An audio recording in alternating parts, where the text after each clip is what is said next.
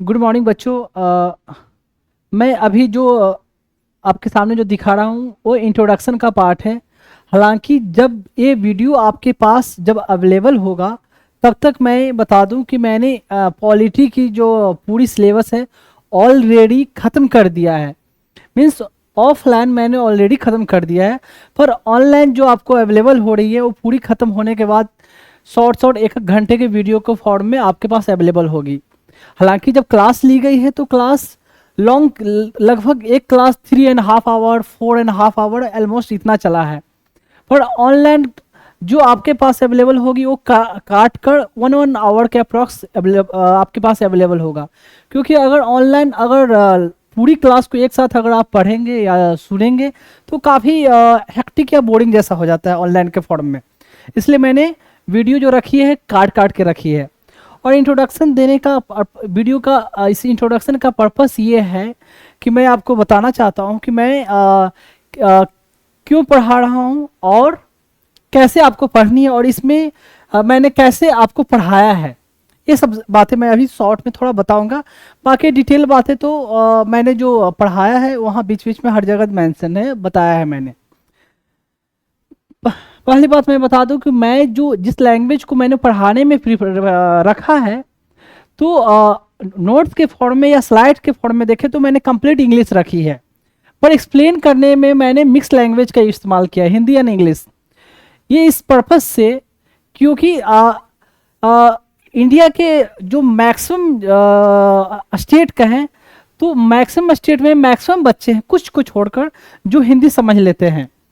खासकर जो गांव-गांव से जो बिलोंग करते हैं, जिनको या जो एफर्ट नहीं कर सकते, तो ऐसे बच्चे को समझने में आसानी हो, इसको देखते हुए मैंने इसे एक्सप्लेन हिंदी और इंग्लिश मिक्स में किया है। हालांकि मैं बता दूं कि मैंने जो पढ़ाई की है मैंने इंग्लिश में ही पढ़ी है। मेरे लिए भी हिंदी में एक्सप्लेन करना बहुत सारे बातों को डिफ़िकल्ट हुई है। तो कोई नहीं, फिर भी मैंने जितना हो सका है अच्छे तरीके से डिटेल तरीके से मैंने एक्सप्लेन करने की कोशिश की है। एक तो ये कि वो मैंने इस लैंग्वेज को प्रीफर किया, ठीक है। दूसरी बात मैं बता दूं कि जो मैंने चैप्टर जो पढ़ाया है तो आपको जैसे बुक में जो चैप्टर दी होती है कि एक चैप्टर नाम है उस चैप्टर के बारे में, ठीक है, पर ये पॉलिटी जो है समझने के हिसाब से देखा जाए तो ऐसे पढ़ाया नहीं जा सकता। ऐसे पढ़ाया नहीं जा सकता। मैं अपना एक्सपीरियंस भी बता रहा हूँ उस आधार पर, और जैसे जैसे डिफरेंट डिफरेंट इंस्टीट्यूट में पढ़ाई जाती है उसके आधार पर। क्योंकि मैं आपको बता दूं कि मैं बड़े बड़े इंस्टीट्यूट या ऑर्गेनाइजेशन गवर्नमेंट हो या प्राइवेट में हर जगह से बिलोंग कर चुका हूँ, तो मुझे पता है कैसे कहाँ क्या होती है। तो अगर मैंने एक चैप्टर को पढ़ाया है ना तो नोट्स के फॉर्म में बता दूं या जो स्लाइड के फॉर्म में जो मेंशन है आपको, वो एक चैप्टर के लिए पूरी मैंने नोट्स के फॉर्म में मेंशन किया है। पर एक चैप्टर को पढ़ाते वक्त मैंने डिफरेंट कई चैप्टरों को कवर किया है। जैसे उसमें कोई नाम भी आया, कोई डिटेल कुछ के बारे में आया, तो उसको मैंने डिटेल उसी समय मैंने खत्म कर दिया है। तो ऐसा नहीं है कि आप जब एक चैप्टर को मैं पढ़ा रहा हूं तो इस चैप्टर पर फोकस करोगे, क्योंकि अगर मैं सारे चैप्टर को या डिफरेंट सब्जेक्ट को भी बोलूं, अगर उनको लिंक करके ना पढ़ाऊं तो फिर एक टीचर को पढ़ाने का कोई मतलब ही नहीं बनता। बुक में तो सेम चीज वैसे मेंशन है तो कोई भी पढ़ ले, तो टीचर की क्यों जरूरत है? टीचर की जरूरत है कि आप अच्छे तरीके से समझ सके, और अच्छे तरीके से आप तभी समझ सकोगे जब मैं सारे को आपको लिंक करके पढ़ाऊंगा, ठीक है। तो आप इसका इंतजार आप नहीं करोगे कि वो चैप्टर जब आएगा तो ही मैं पढ़ूंगा। मैं क्लियरली बता दूं, मैंने अगर मेरा आप 1 घंटे का वीडियो अगर आप सुनते हो तो उसको आपको कवर करने के लिए 4 to 5 आवर आपको पढ़ना पड़ सकता है। जैसे कि एक चैप्टर सिंपल नाम मैं देता हूं, सपोज मैं पढ़ा रहा हूं हिस्टोरिकल बैकग्राउंड इंडियन पॉलिटी की पहली चैप्टर है, उसे पढ़ा रहा हूं। तो उसे पढ़ाने में हिस्ट्री के बहुत सारे चैप्टरों की बात आती है, तो मैं वहां उसको जाकर मैंने कवर किया है। तो जब भले ही आप ये चैप्टर एक पढ़ रहे हो, पर जब मैंने उन हिस्ट्री वाले पर्सपेक्टिव को भी कवर किया है, मॉडर्न हिस्ट्री हो या एंशिएंट हो, व्हाटएवर हो या मिडिवल हो, ठीक है, या कोई फिजिक्स का मैटर या केमिस्ट्री का मैटर, व्हाट एवर। तो जब मैंने वर्बली कवर किया है ना, तो आपकी ये रिस्पॉन्सिबिलिटी बनती है कि आप बुक में उस चैप्टर के बारे में जाओ, जो मैंने पढ़ाया वहां से आप पढ़ो। अब जब भी जाके पढ़ोगे तो जितनी बातें मैंने पढ़ाई, अगर उसको ध्यान से पढ़ा, अगर रिटेन रखा, तो आप उस चैप्टर को इजीली वे में आप समझ सकते हो, समझने में कोई डिफिकल्टी नहीं होगी। हालांकि मैंने कोशिश की है डेप्थ में जाने की, पर कभी कभी ये भी हो सकता है कि मैं हर एक पॉइंट को वर्बली कवर ना कर पाऊं दूसरे चैप्टर से रिलेटेड। जैसे जिस चैप्टर को मैंने नोट्स के फॉर्म में कवर किया है, उसे डिटेल तो मैं गया ही गया, इतना डिटेल मैं जा चुका हूं कि उतना डिफरेंट बुक्स में भी आपको नहीं मिलेगी, उस चैप्टर पर्सपेक्टिव से बोलूं। पर जिसको मैंने वर्बली कवर किया है ना, तो उसको माइट भी मैंने पूरी जितनी बुक है उससे बियॉन्ड नहीं गया, ठीक है, पर आपको बुक में जाकर पढ़नी है और आपको समझकर उसको याद करना है, ठीक है। तो ऐसे, तो इसलिए मैंने बोला ना कि आप अगर सर्च कर देखोगे ना, तो सर्च करके कुछ चैप्टर का नाम ही आएगा, पर ऐसा लगेगा कि एक चैप्टर को रहते हुए बड़े में जब आप सुनोगे ना अगर, तो लगेगा कि बहुत सारे चैप्टर खत्म हुई है, ठीक है। तो इसलिए मैंने ये बता दिया कि आपको उतनी मेहनत करनी है साथ में।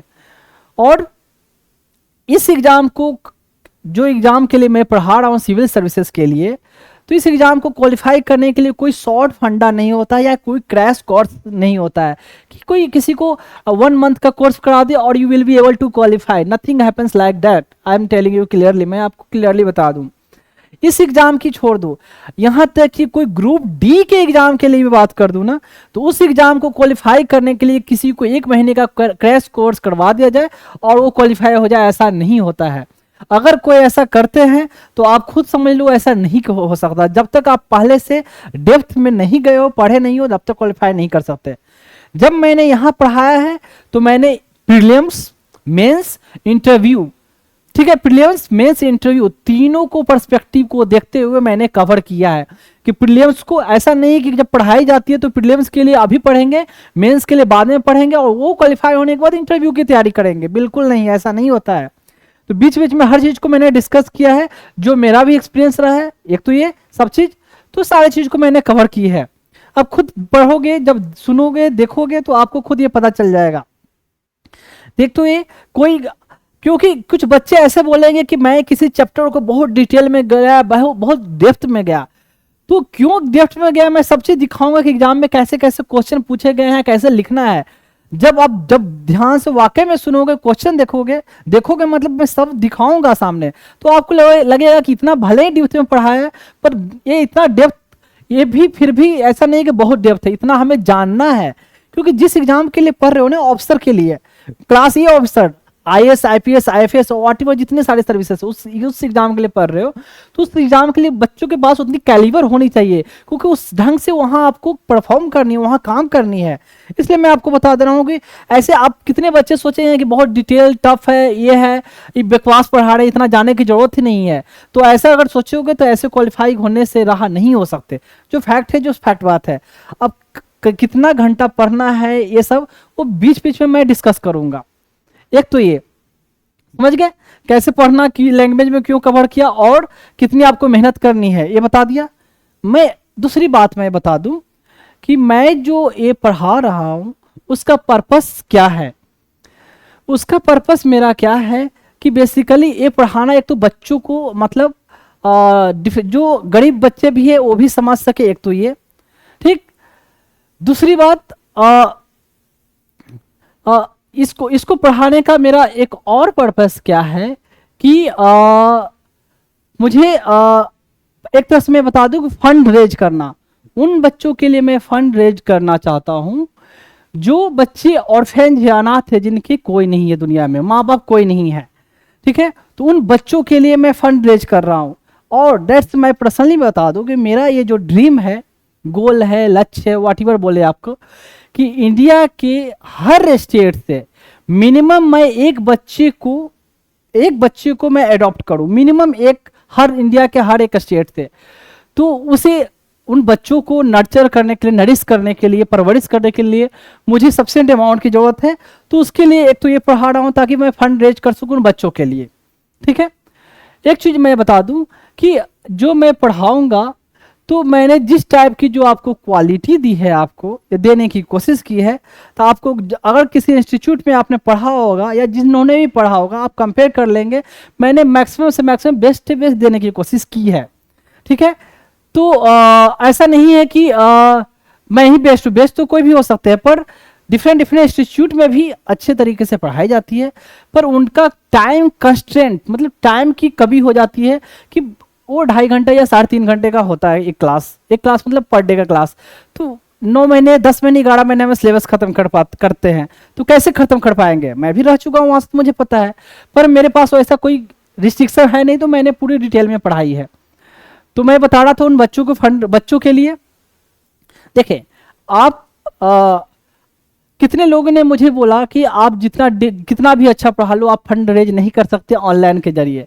ट्रू, चलो कोई मान लिया भी जाए, पर जिनको ये खुद रियलाइज होगा वो खुद देंगे, कोई कंपलसरी नहीं है। और कि कोई ऐसा मेरे पढ़ाने में ऐसा नहीं है कि जब तक आप लिंक को पेमेंट नहीं करोगे आप आगे देख नहीं सकते।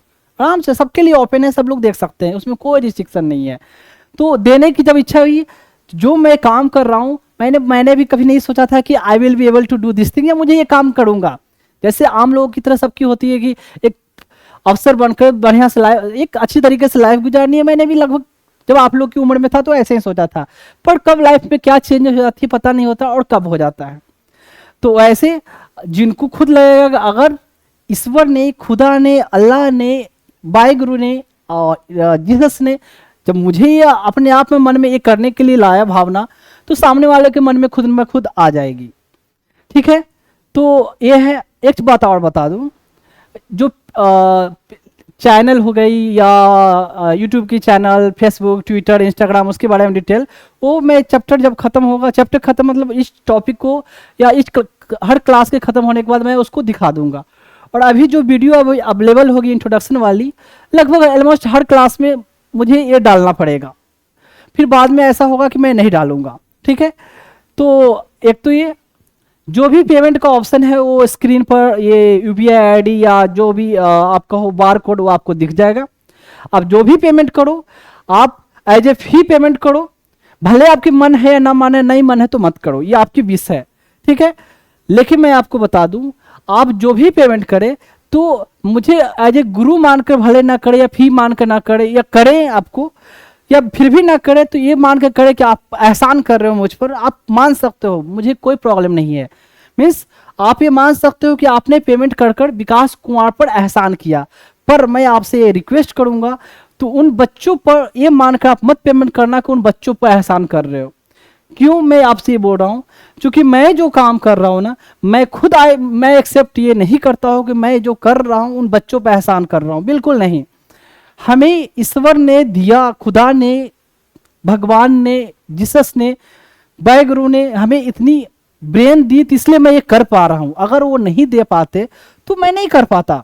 ठीक है, तो जो भी दिया हुआ उनका है, इसलिए मैं कर पा रहा हूं। तो इसलिए वो बच्चे बेचारे ऑलरेडी बहुत एहसान में जब रह चुके हैं। एक बच्चे को बिना माँ बाप का पलना बड़ा होना कितना डिफिकल्ट होता है, खुद सोच कर देखो। जब एक बच्चे की माँ चली जाए या 1-2 दिन के लिए, तो कितना बच्चा रोता है, तो उन बच्चों की हालत क्या रही होगी। तो इसलिए आप मुझ पर एहसान मान सकते हो, मानना कोई प्रॉब्लम नहीं है। आई विल एक्सेप्ट डेट, आपने मुझे जो भी दिया, फी दिया, इवन 1 रुपया भी आप देते हो मुझे, तो मैं मानूंगा कि आपने एहसान किया। पर ये मत मानना कि आपने बच्चों पर एहसान किया, क्योंकि वो बच्चे ऑलरेडी एहसान में दबे हुए हैं। एक चीज और, जो भी आप पेमेंट करेंगे वो मैं बाद में दिखाऊंगा, तो उसमें मैं आपसे गुजारिश करूंगा कि आप अपना नाम मेंशन कर देंगे और अपना प्लेस जहां से आप बिलोंग करते हो, and your number if your wish, अगर आपकी विश है तो अपना नंबर उसमें भी मैसेज के साथ डाल सकते हो। नहीं डालना चाहते तो एटलीस्ट नाम एंड प्लेस जहां से आप बिलोंग करते हो। ठीक है, तो ये मेरा पर्पस मैंने बताया, और पर्पस, दोनों पर्पस सारे लोगों के बेनिफिट के लिए। एक चीज और, जो मैंने पढ़ाया है तो सिर्फ ऑफिसर बनने के हिसाब से नहीं पढ़ाया, सिर्फ इसमें मैंने बीच बीच में हर चीज, मैंने लाइफ के हर पर्सपेक्टिव को कवर किया है, कि सिर्फ ऑफिसर बनना नहीं, एक अच्छा इंसान बनना मैंने अपने बच्चों को सिखाया, जो आप लोगों को मैं सिखाया है इस अपने क्लास के जरिए। तो कहते हैं डिफरेंस होता है विद्वान, गुणवान एंड बुद्धिमान। तो किताबें पढ़ के आप विद्वान बन सकते हो, ठीक है, पर गुण के लिए सिर्फ किताबों से गुण नहीं आता, पर कितने लोग ऐसे हैं जिनको विद्या नहीं है पर गुण है, जिसको ज्ञान कह सकते हैं, ठीक है। और बुद्धिमान तो दैट्स अ डिफरेंट पर्सपेक्टिव होता है, चालाक होना। तो मेरा पर्पस है कि मैं अपने बच्चों को विद्वान के साथ साथ बुद्धिमान और जो ज्ञानवान बोलते हैं वो बनाऊं, ठीक है। ज्ञानवान और क्या बोला, बुद्धिमान की बात नहीं करूंगा, एक तो विद्वान की बात कर रहा हूं, ज्ञानवान और गुणवान की बात कर रहा हूं, ठीक है। तो वो सब क्या चीजें होती है डिटेल वहां डिस्कस होगा। तो अभी तक मैंने बताया क्या क्या, ये इंट्रोडक्शन का पार्ट है, बाकी अब धीरे धीरे अब चलते हैं टॉपिक पे, ठीक है। वुमेन को डेवलपमेंट वेलफेयर के लिए जो अगर सुप्रीम कोर्ट को जो स्टेप लेना था, तो बियॉन्ड पर्सनल लॉ के बियॉन्ड जाकर सुप्रीम कोर्ट ने स्टेप लिया, ये है। फिर दूसरा कहते हैं साबरीमाला केस। देखिए कहीं ना कहीं ह्यूमन राइट की इसमें बात की गई है, कहीं ना कहीं डेमोक्रेसी को, मतलब वीमेन को जो राइट है, वीमेन को कहते हैं कि एम्पावरमेंट की बात की गई है, तो ये है। और साबरीमाला का जो केस है, देखिए साबरीमाला जो है एक टेम्पल है। साबरीमाला टेम्पल कहाँ, केरला में। केरला में एक पेरियार टाइगर रिजर्व है वेस्टर्न घाट में।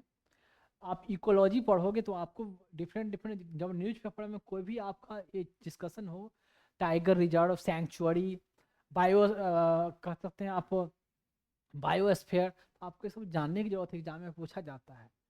तो पेरियार टाइगर रिजर्व है वहाँ, वहाँ तो केरला में वहाँ एक टेम्पल है लोकेटेड है, जिसको साबरीमाला टेम्पल बोलते हैं। साबरीमाला टेम्पल है, वहाँ एक जो स्टैचू है या जिनकी पूजा की जाती है, लॉर्ड अयप्पा कहते हैं। ये माना जाता है कि he was the unmarried God.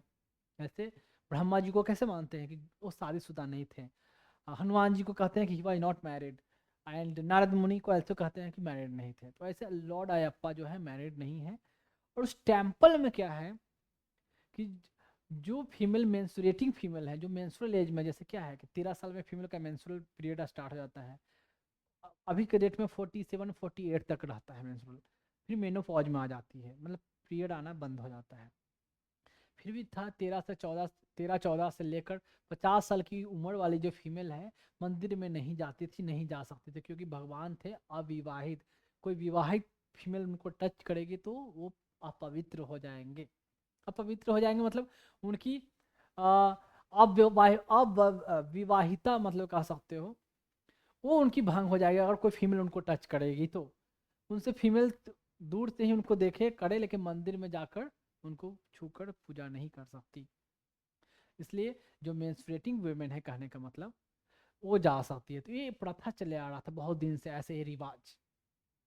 जैसे अभी क्या है कि सही है गलत है मैं नहीं बोलता हूँ, और कोई फीमेल अगर पीरियड जिसका चल रहा है, मेंसेस चल रहा है ना, तो वो पूजा पाठ में पार्टिसिपेट नहीं करती, मंदिर नहीं जाती, या कोई फेस्टिवल हो रहा तो उसमें पार्टिसिपेट नहीं करती। वो खुद मानती है कि मैं मेंस्ट्रुअल फेज में हूँ, मेंस्ट्रुएटिंग मेंसेस चल रहा है मेरा, तो मैं पवित्र नहीं हूँ, तो अपवित्र हूँ मैं अभी, तो अभी मैं पूजा पाठ नहीं कर सकती हूँ।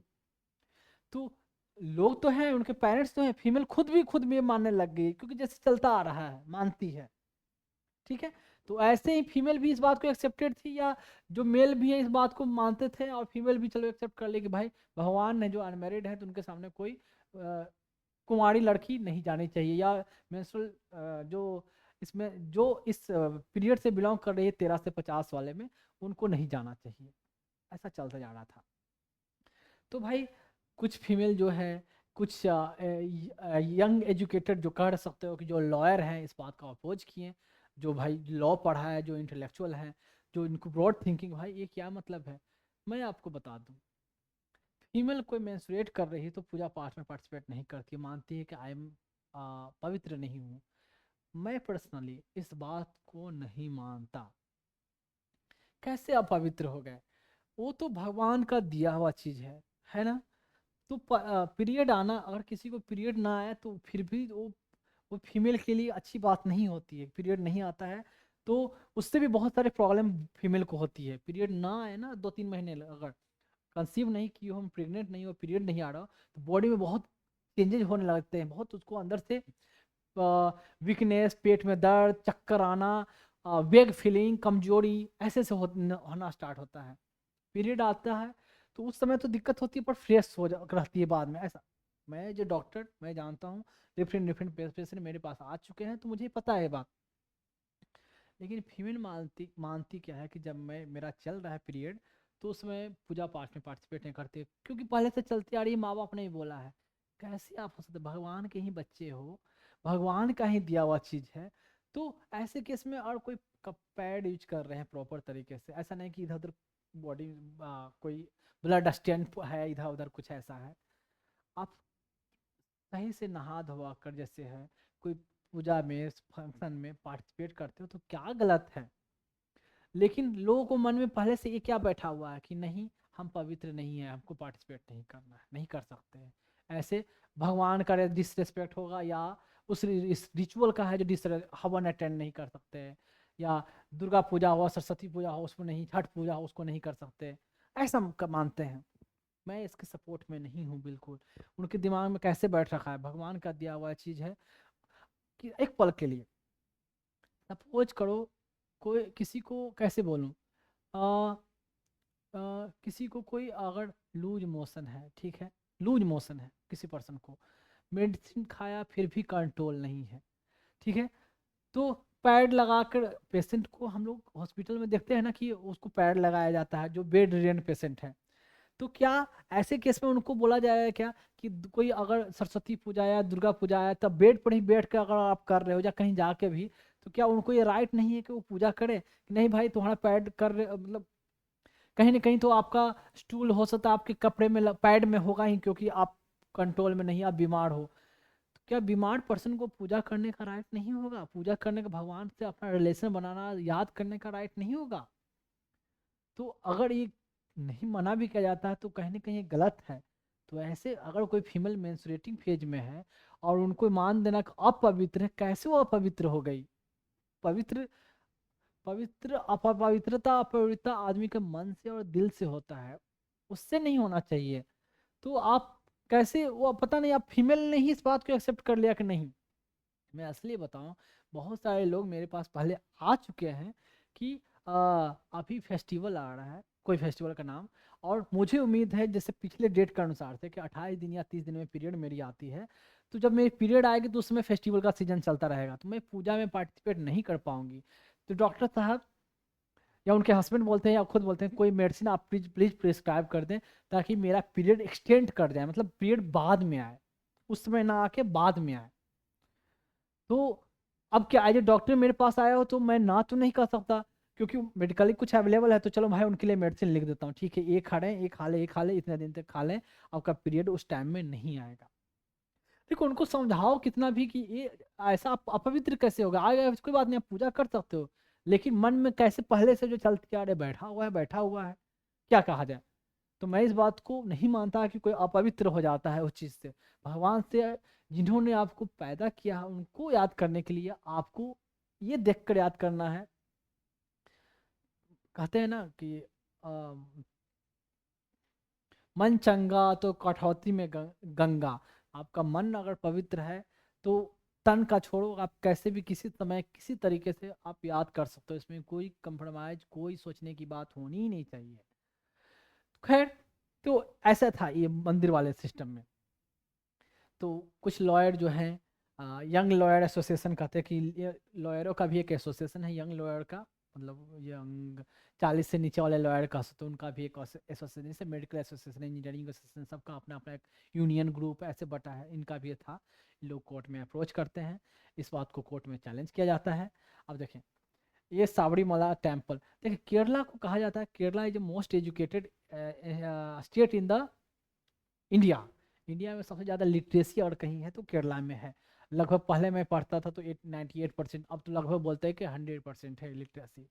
वहाँ भी लोगों की ये थिंकिंग है, वहाँ भी ये थिंकिंग थी कि फीमेल जो है लॉर्ड अयप्पा वाले मंदिर में नहीं जाएंगी। ये देख लें, ये है लॉर्ड अयप्पा का इमेज, स्कल्पचर कहो, ये इमेज कहो कहो, ये है लॉर्ड अयप्पा का ये। अब मुझे तो लगता है कि अगर भगवान बोल सकते तो वही बोल देते कि भाई मेरे बच्चे, मैं तुम मेरे पास कभी भी आ सकते हो, मेरे पास आने में। और मैं तो इस बात को मानता भी नहीं कि भगवान मंदिर में ही होते हैं। मैं इस बात को नहीं मानता।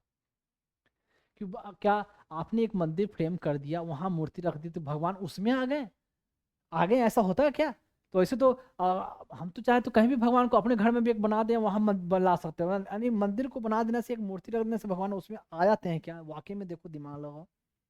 वो आपकी सोच पर, आपकी आस्था पर है। तो कोई जरूरी नहीं कि मंदिर में जाके या भगवान को याद कर भगवान के साथ रिलेशन बना सकते हो। वो तो आप बैठे बैठे तो आ, खैर। तो ये रहा, थोड़ा सा मैं भी बता दूं, अगर और ये है बाहर का मंदिर का व्यू है। लॉर्ड अयप्पा का जो स्टैचू है, यहाँ थोड़ा ऐसे दिख रहे हैं, यहाँ थोड़ा फेस को थोड़ा डार्क बनाया गया है। आई थिंक गोल्ड का है ये, सब सब होगा। और देखा जाए, देखें, तो जब ये जो सुप्रीम कोर्ट में मैटर पहुंचा, तो इसमें ये डिफरेंट डिफरेंट जजेज हैं। जजेज का मैं फ़ोटो दिखा देता हूँ, इसलिए कम से कम हम लोग जजमेंट से क्या होता है जनरली जानते हैं। हम लोग जजमेंट पर्सन के नाम से जजमेंट है। कितने लोगों को तो पता भी नहीं रहता कि इस जजमेंट में कौन जजेज का नाम था, कौन जजेज इन्वॉल्व थे, किसने अपना कंट्रीब्यूशन दिया, किसने अपने सोच को वहाँ रखा, ब्रॉड लेवल पर थिंकिंग रखी। इनकी कंट्रीब्यूशन को चूँकि हम भी याद रखें, जैसे हम फ्रीडम फाइटर को रखते हैं, इन्होंने सोसाइटी में अच्छी कंट्रीब्यूशन दी है। तो ये सब जजेज थे। इंदु मल्होत्रा, एक खानविलकर कुछ है ऐसा नाम, दीपक मिश्रा, जस्टिस नरीमान, इनके फादर भी बहुत बड़े लॉयर रहे, नरीमान हैं, और ये जस्टिस सीवाई चंद्रचूड़। तो इन लोगों ने जजमेंट दिया। चार लोगों ने इन सपोर्ट में जजमेंट दिया, एक ने डिफरेंट जजमेंट दिया। एक फीमेल रहते हुए भर में इन्होंने ये कहा कि ये कस्टम है, हिंदू का कस्टम है, इनका रिचुअल है, इसमें हमें इंटरफेयर नहीं करना चाहिए। इनकी अपनी पर्सनल राइट टू फ्रीडम है, पर्सनल लिबर्टी है इनको, तो इसमें हमें इंटरफेयर करके, और हम जो अभी जो जजमेंट देने वाले हैं, हम अपने थिंकिंग दे रहे हैं, मतलब हर जज अपना थिंकिंग दे रहा है ना अल्टीमेटली। सुप्रीम कोर्ट बॉडी मतलब वो ढांचा थोड़ी सुप्रीम कोर्ट दे रहा है, हम जजेस सुप्रीम कोर्ट को रिप्रेजेंट कर रहे हैं, तो हम अपना फीलिंग रख रहे हैं। तो उन हिंदुओं को या उन लोगों की फीलिंग को हम कहीं ना कहीं ऑब्स्ट्रक्ट कर रहे हैं। हमें ये राइट नहीं होना चाहिए। वो अपना जैसे भगवान के साथ रिलेशन रखना चाहें, जो उनकी प्रथा है, परंपरा, वो करना चाहे, वो अपने हिसाब से करे। जब फीमेल को भी, बहुत सारे फीमेल को भी नहीं प्रॉब्लम, तो हम क्यों इंटरफेयर करें? उन्हीं के साथ खुश हैं। तो ये डिफरेंट जजमेंट दिया, इनका ओपिनियन अलग था। 4:1 का जजमेंट आया था। ये चार लोगों का एक थिंकिंग था, जजमेंट लिखी हुई थी सेम बात, और इनकी थी अलग। तो कितने फीमेल लोग बोलेगी कि फीमेल रहते हुए वर्ड में फीमेल का सपोर्ट नहीं किया? तो खैर, तो उसके बाद फिर लोगों को, फिर कोर्ट ने जजमेंट दिया कि नहीं भाई, फीमेल को भी मंदिर में जाने का, पूजा करने का अधिकार है, इनको कोई मना नहीं कर सकता। 13 साल की हो, चाहे 15 साल की हो, चाहे 19 साल की, चाहे 25 साल की। तो ये केस था, ये वाला केस। तो ठीक।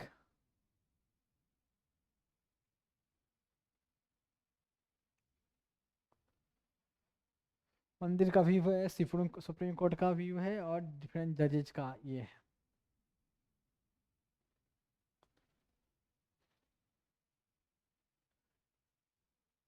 खैर, मैं बता दूं कि इनका जस्टिस चंद्रचूड़ तो all time he was a great. इनकी भी थिंकिंग बहुत ब्रॉड रही, बहुत ब्रॉड। जस्टिस काफ़ी गुस्सा करने वाले आदमी रहे। शायद आप मुझे कभी सुनेंगे तो सुनेंगे मेरे बारे में ऐसा बोलता है। जब जब कोर्ट में रहे तो काफ़ी एग्रेसिव रहे। एग्रेसिव मतलब स्ट्रिक्ट रहे, इन द सेंस कोई ज़्यादा इधर टाटा किया, तुरंत उसको डांट दिया, सुना दिया, कोई फॉलो नहीं कर रहा बात को। बाकी जैसे चंद्रचूड़ तो 4 बार 5 बार बोलेंगे तो सामने वाला सुनेगा। I am saying you, keep quiet 4 बार बोलेंगे तो, और ये एक बार बोला नहीं सुना, तो दूसरा बार तो उसकी तो लंका बजा दी। कहने का मतलब इतने स्ट्रिक्ट थे ये। खैर, वो बात बात की है। आ, चलो। अब है डी में पॉइंट है, government of India passed Muslim women act. अब देखें, Muslim women of right protection of right on marriage act, women तो का सिंपल जानो, मुस्लिम वोमेन एक्ट 2019 में, 2019 में गवर्नमेंट ऑफ इंडिया ने ये पास किया था। वो जो विच मेड ट्रिपल तलाक, जैसे कहा गया कि मुस्लिम वुमेन को वेलफेयर के लिए, उनको उत्थान के लिए, उनका डेवलपमेंट के लिए ट्रिपल तलाक को कॉन्स्टिट्यूशन ने मतलब गवर्नमेंट ने कहा क्या कि ट्रिपल तलाक को नल एंड वाइड बनाया, और एक कि ट्रिपल तलाक की प्रथा जो सिस्टम अब से नहीं रहेगी, और इसको कहा कि ये non billable and cognizable offence होगा, and adhere to its commitment of gender equality, human right, justice and secularism। कहने का मतलब क्या है, देखें, ट्रिपल तलाक को सरकार ने ख़त्म किया, देखा कि वुमेन पर बहुत अत्याचार हो रहे हैं, ठीक है, एक्सप्लॉयटेशन हो रहा है, मेल डोमिनेंट हो रहे हैं, मेल एक्सप्लॉयट कर रहे हैं, कभी भी फीमेल को तलाक तलाक तलाक बोलकर। देखिए, हालांकि तलाक का भी एक प्रॉपर वे में देखा जाए, मुस्लिम में भी एक सिस्टम है कि ऐसा नहीं कि फ़ोन पर ट्रिपल बोल दिया तलाक तलाक तलाक, एक बार में बोल दिया तलाक तलाक तलाक तलाक हो गया। लेकिन जो अनएजुकेटेड लोग हैं ना, वो इसको ही मानते थे कि इतना भी 3 बार तलाक अगर बोल दिया तो हमारी तलाक हो गई। लेकिन प्रॉपर तरीके से वो देखा जाए तो उसमें भी होता कि तलाक बोले, मौलवी रहेंगे, पर आदमी का प्रेजेंस होगा, तभी आपको तलाक माना जाएगा, ऐसे तलाक नहीं होता है। लेकिन अभी भी यूपी में उस क्या है, किसी ने मुझे, मेरे ही पेशेंट ने बताया था कभी, कि जब मैं प्रोफेशन में फुल्ली इंगेज था, मतलब कर रहा हूँ मेडिकल प्रोफेशन में, किसी पेशेंट ने बताया था कि हमारे यहाँ क्या होता है कि आप लोग की तरह ऐसा नहीं होता है कि फीमेल का रिश्ता जन्मों जन्मों का, 7 जन्मों का होता है, ऐसा मानते हैं इतना स्ट्रांग। मेल तो कभी भी तलाक देता है, कभी भी मारते हैं पीटते हैं, ज़्यादा कुछ अगर आवाज़ उठाओ तो तलाक तलाक तलाक बोल के भी तलाक दे देते हैं। हमारे गाँव में उनके साथ हुआ, उनके साथ हुआ, इनके साथ हुआ, ऐसे ऐसे। ट्रिपल तलाक को, फीमेल को, मुस्लिम वीमेन को देखते हुए कोई कुछ भी बोलता है कि बीजेपी गवर्नमेंट चूंकि मुस्लिम के अगेंस्ट रही तो हमेशा मुस्लिम में इंटरफेयर करने की कोशिश की, उनके कानून को चेंज करने की कोशिश की, तो इसलिए ये एक्ट बनाया। हमें उसमें नहीं जाना है, अल्टीमेटली पर्पस वीमेन का वेलफेयर, वीमेन का डेवलपमेंट, उनकी इक्वालिटी की, जेंडर इक्वालिटी को, उनकी एम्पावरमेंट की बात, उनकी राइट की बात की गई, तो ये था। अब देखें, ट्रिपल तलाक को एबोलिश कर दिया गया, ख़त्म कर दिया गया, और उसके बाद बोला गया कि अगर इसमें कोई फंसता है, कोई नाम आता है कि इस पर कि ट्रिपल तलाक को अभी भी चला रहा है, कर रहा है, या किसी को ट्रिपल तलाक के जरिए तलाक दिया, तो नॉन बेलेबल, उस पर कोई बेल नहीं मिलेगा। जैसे पॉस्को में कोई फंसता है, पॉस्को एक्ट में जैसे होता है ना कि आप जो सेक्सुअल एक्सप्लॉयटेशन किए कोई बच्चे का लेस देन 18 ईयर, तो आपको बेल नहीं मिलेगी उसमें फंसे पॉस्को में। तो ऐसे है, नॉन बिलेबल है, एंड कॉग्निजेबल मतलब संज्ञेय अपराध, ऐसा अपराध है जिसमें कोई वारंट की जरूरत नहीं है, बिना वारंट के आपको अरेस्ट किया जाएगा। तो उसको एक संज्ञेय अपराध मतलब कॉग्निजेबल ऑफेंस मतलब कहा गया है कि एक बड़ा अपराध माना गया है, जैसे कि मर्डर करना, डकैती करना, तो उसको बड़ा अपराध माना गया, रेप करना, तो उसी टाइप से इसको भी आपको बड़ा कॉग्निजेबल ऑफेंस माना गया है। तो ये हुआ ट्रिपल तलाक के बारे में। तो ट्रिपल तलाक हुआ तो ये मैटर गया हाई कोर्ट में, सुप्रीम कोर्ट में पहुंचा। सुप्रीम कोर्ट में आप मैटर उठा क्या ये कॉन्स्टिट्यूशनल संवैधानिक है या नहीं है। तो मुस्लिम जो पर्सनल, मुस्लिम लोग जो है, मुस्लिम पर्सनल लॉ मतलब मुस्लिम बोर्ड वाले, मुस्लिम पर्सनल बोर्ड ऐसा होता है, अप्रोच किए, ट्रिपल तलाक हमारा राइट टू फ्रीडम का पार्ट है, हमारी अपनी कस्टम है, और इसमें गवर्नमेंट इंटरफेयर नहीं करना चाहिए, गवर्नमेंट इंटरफेयर नहीं कर सकती है। तो इसमें भी जब बाद में जब जजमेंट आया तो गवर्नमेंट ने, सॉरी सुप्रीम कोर्ट ने इसको नल एंड वाइड नहीं कहा, कहा कि फीमेल को जेंडर इक्वलिटी की बात है, उनकी ह्यूमन राइट की बात है, तो इसको ये अपहेल्ड कर दिया, सरकार के बनाए गए इस लेजिस्लेशन को क्या सुप्रीम कोर्ट ने अपहेल्ड किया। तो ये देखें, ट्रिपल तलाक बिल जो है एंटी सोशल है, एंटी चिल्ड्रन है, एंटी वोमेन है, तो फीमेल लोग उसके अगेंस्ट में रही, तलाक बिल वापस लो, तलाक बिल वापस लो। तो ऐसे भी मैटर उसमें लोग अपोज कर रहे थे कि तलाक वाला जो बिल चल रहा है, तो हमें जैसे जो कह रहे हो कि फीमेल, कुछ फीमेल ने भी इस बात को सपोर्ट किया कि नहीं, हमारा जो तलाक बिल है हमारा पर्सनल चीज़ है, इसमें बीजेपी गवर्नमेंट चूँकि हिंदुओं की पार्टी है तो इंटरफेयर करती है, इंटरफेयर कर रही है, हमारे जो शरीयत लॉ के हिसाब से हमारा चलता है हमारा सिस्टम, तो उसमें ये बिल को वापस ले, ऐसा। तो अब कह सकते हो कि सारे मुस्लिम ने भले नहीं पार्टिसिपेट किया उसमें, बहुत सारे मुस्लिम वीमेन खुद होंगे जो चाहती हो कि भाई ट्रिपल तलाक हट जाना चाहिए, बहुत मर्द लोग हमें बहुत सताते हैं। तो खैर इसमें मैं नहीं जाऊंगा कि कहाँ मर्द कहाँ ज़्यादा डोमिनेंट है, किस स्टेट में ज़्यादा डोमिनेंट है, किस रिलीजन में ज़्यादा डोमिनेंट है, कहाँ क्या होता है आपको पता है, उसमें जाना, मेरा जाना कोई सही भी नहीं है। पर मैं आपको एज ए पर्सन, चूँकि मेरे बच्चे हो, कभी न कभी आप शादी करोगे तो मैं ये बताऊँ रिकमेंड करूँगा कि फीमेल की भी अपनी राइट है, अपनी चाहत है, तो इतना ही इंटरफेयर करो जितना जायज़ हो, जितना परमिसिबल हो। ऐसा नहीं कि उनको एक्सप्लॉइट करो, उनको मारो, वो भी किसी की बहन है, या उनको दबा कर रखो। गलती करती है तो उनको आपको बोलना है, डांटना है, लेकिन हाथ उठाना और कोई मैटर में उनको एक्सप्लॉइट करना, मजदूरों की तरह काम लेना, या उनको अगर उसको मन से आपने अपना माना है तो उनके लिए कुछ करे भी आप। तो ऐसा नहीं कि सिर्फ as a servant, as a दासी के तौर पर सिर्फ उनको इस्तेमाल कर रहे हो, वो भी गलत है। खैर खैर, आप में से कुछ लोग मुझे ये बोल सकते हैं कि सर अब कहाँ वो जमाना, अब तो फीमेल ही मेल पर उतनी डोमिनेट रहती है, मेल कहाँ डोमिनेट रहता। तो ना आपको एक्सपीरियंस है ना मुझे एक्सपीरियंस। तो जैसे आप हो बिना एक्सपीरियंस वाले, वैसे मैं भी वैसा ही हूँ। तो मुझे भी नहीं पता, जिन्हें है उनसे आप पूछ सकते हो, मैं भी पूछ सकता हूँ। खैर वो बात की बात है। देखें, तो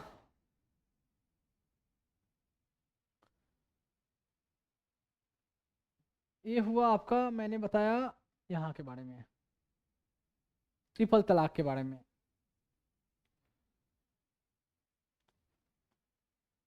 तो सुप्रीम कोर्ट ने बाद में अपहेल्ड किया, और ये कानून जो है अभी तक स्टेटस क्यो जैसे है वैसे मेंटेन है। अब ई पॉइंट में बता रहा हूँ, इंडिया प्रोवाइड्स, देखें, हज सब्सिडी, इंडिया हज सब्सिडी प्रोवाइड करती है माइनॉरिटी के लिए, मुस्लिम के लिए हज सब्सिडी। एंड फंडिंग टू मदरसा, कोई फंड मिलता है मदरसा में, क्या जहाँ बच्चों को पढ़ाया जाता है, अरबी, पर्सियन, ये सब लैंग्वेज भी पढ़ाया जाता है मुस्लिम बच्चों को। तो उनको गवर्नमेंट फंड कर रही है, सरकार फंड पैसे देती है। एंड हिंदू सब्सिडी, हिंदुओं को भी सब्सिडी दिया जाता है। जैसे कुंभ मेला में कोई जा रहा है तो उसके लिए भी डिफरेंट डिफरेंट स्टेट, जैसे कुंभ मेला अभी चल रहा है ना, चल रहा है या अभी स्टार्ट होने वाला है इलाहाबाद में। पेपर में, न्यूज़ पेपर में आता है फोटो बड़े बड़े कि वहाँ लोग आना शुरू कर दिए हैं। वहाँ लगभग उम्मीद है कि 30 करोड़ लोग आएंगे, 40 करोड़ लोग आएंगे, ऐसे ऐसे 7 साल में कुंभ मेला लगती है। तो कुंभ मेला में ऐसे फिर उसके लिए सब्सिडी दी जाती है। उसके लिए सरकार वहाँ कुछ अरेंजमेंट भी करती है, टेंट लगाओ, बाथरूम बनाओ, नीट एंड क्लीनिंग जो भी हो, खाने पीने का थोड़ा अरेंजमेंट, ये वो जो वाट एवर, तो सरकार उस पर इन्वेस्ट पैसे लगाती है।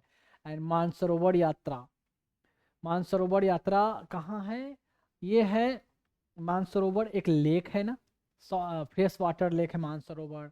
तो आपका तिब्बत में मानसरोवर एक जगह है, लेक है वहाँ। तो वहाँ मानते हैं कि कैलाश टेम्पल, कैलाश जो माउंटेन है, तो वहाँ वो लेक है, लेक लोकेटेड। कैलाश टेम्पल के बारे में है कि वहाँ शिव जी, पार्वती वहाँ रहते थे। बुद्ध और जैन को भी उस जगह को पवित्र स्थान मानते हैं। जैन का कहना है कि हमारे जो प्रथम जो फर्स्ट जो कह रहे हैं कि हमारा जो फर्स्ट टीचर हुए, रिलीजियस टीचर, जैसे महावीरा कैसे, वैसे जो हमारे फर्स्ट हुए, वहाँ उनको इनलाइटनमेंट हुआ था। बौद्ध का मानना है कि यूनिवर्स का जो स्टार्ट हुआ है कहीं न कहीं मानसरोवर, कैलाश माउंटेन से ही वर्ल्ड का स्टार्ट हुआ, तो उनके लिए भी वो पायस जगह है, पवित्र जगह है। तो खैर, तो इसके लिए भी सरकार फंड प्रोवाइड करती है। तो थोड़ा मैं पिक्चर दिखा दूँ, ये देखें, ये हज है। हज के लिए लोग कहाँ जाते हैं, मक्का जाते हैं। हर साल जो होता है हज के लिए लोग जाते हैं, हज के लिए सब्सिडी दी जाती है कि ट्रेवल करेंगे तो उनका टिकट का पैसा कुछ कम लगेगा, ऐसे ऐसे कुछ पैसे भी प्रोवाइड किए जाते हैं, आप नाम रजिस्टर करवाओगे वहाँ। तो हज देखें, ये मक्का में देखें, ये बीच में जो ये एक है, कहते हैं आप क्या, सैंक्टम सेक्टोरियम, मतलब पवित्र जगह माना जाता है। इसके लोग फिर चार ओर चक्कर लेते हैं। देखें, ये टच कर रहे हैं लोग ऐसे ऐसे।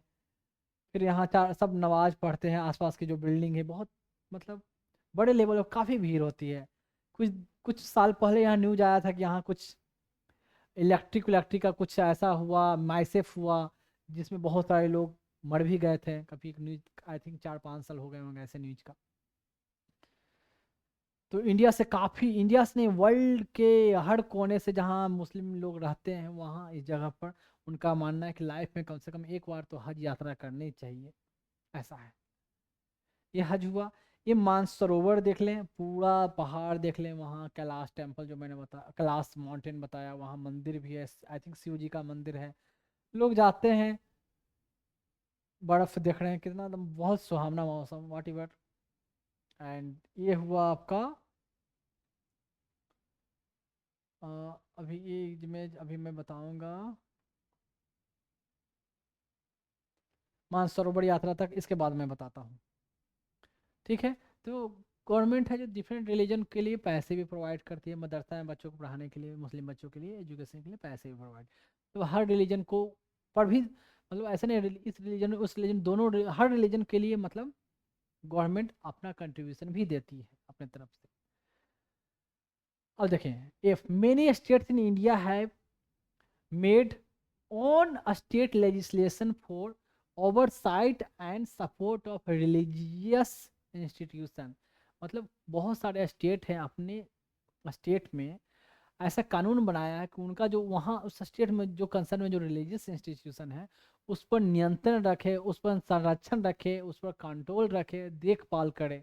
उसके लिए हर स्टेट, डिफरेंट स्टेट ने अपना अपना रिस्पेक्टिव स्टेट लेवल पर कानून बनाया है। जैसे आंध्र प्रदेश में आप जानते हैं कि तिरुपति मंदिर है, तो आंध्र प्रदेश में एक लेजिस्लेशन बनाया गया है, आंध्र गवर्नमेंट ने, कंट्रोल द तिरुमला तिरुपति देवस्थानम कहते हैं।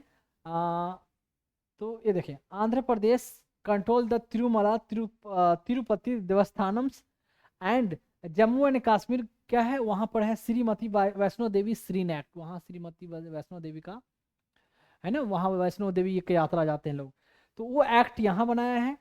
आंध्र प्रदेश ने ये एक्ट बनाया, तिरुमला तिरुपति देवस्थानम एक्ट बनाया है।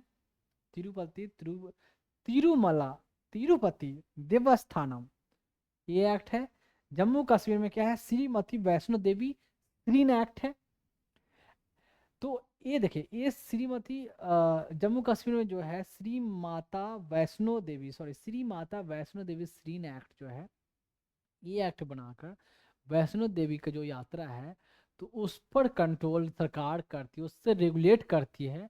उसके लिए भाई कि आप इतने टाइम से ही स्टार्ट करोगे, यात्रा शुरू होगी, यहाँ यहाँ पुलिस फोर्सेस होंगे, यहाँ गार्ड होंगे, यहाँ टिकट कटेगा, यहाँ इतने पैसे जमा करने हैं, यहाँ पानी, सरकार उसको कहीं ना कहीं सुपरिटेंडेंट कर रही है, या आप कह सकते हो कि वो देखभाल कर रही है इस एक्ट को बनाकर।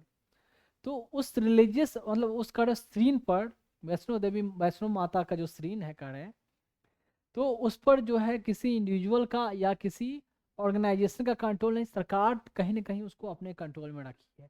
उसी टाइप से देखा जाए तो आंध्र प्रदेश में जो तिरुपति का जो मंदिर है उसके लिए भी ये एक्ट बनाकर तिरुपति के एडमिनिस्ट्रेशन पर, कि वहाँ के हेड चीफ हेड का जो अपॉइंटमेंट, वहाँ का जो कहीं ना कहीं टेम्पल को अपना ऑटोनॉमी है, पर बाहर से कुछ भी जो ओवरसाइट करना है, देखभाल करना है, कंट्रोल करना है, रेगुलेट करना है, सरकार उस पर करती है, आंध्रा की गवर्नमेंट। जैसे दिखा दूं, जैसे क्या दिखा दूं मैं, ये जो आपका है नेक्स्ट जो इमेज है, ये है तिरुपति मंदिर है, अंदर ये गॉड है तिरुपति मंदिर में, हालांकि मैं भी कभी मंदिर नहीं गया वहाँ, और ये बाहर का मंदिर है। तो आप आर्ट एंड आर्किटेक्चर में पढ़ोगे तो कौन सा टेम्पल आर्किटेक्चर में क्या पढ़ोगे आप, द्रविडियन स्टाइल ऑफ आर्किटेक्चर आता है। तो आई थिंक देखो ये द्रविडियन स्टाइल का टेम्पल है। खैर उसमें तो बाकी और डिटेल पढ़ना है, कभी पढ़ोगे तो आप जानोगे ही। और अंदर का ये है, बहुत लोग यहाँ जाते हैं हर साल। और ये देखें अंदर का जो जो स्कल्पचर है, तो इसका फोटो,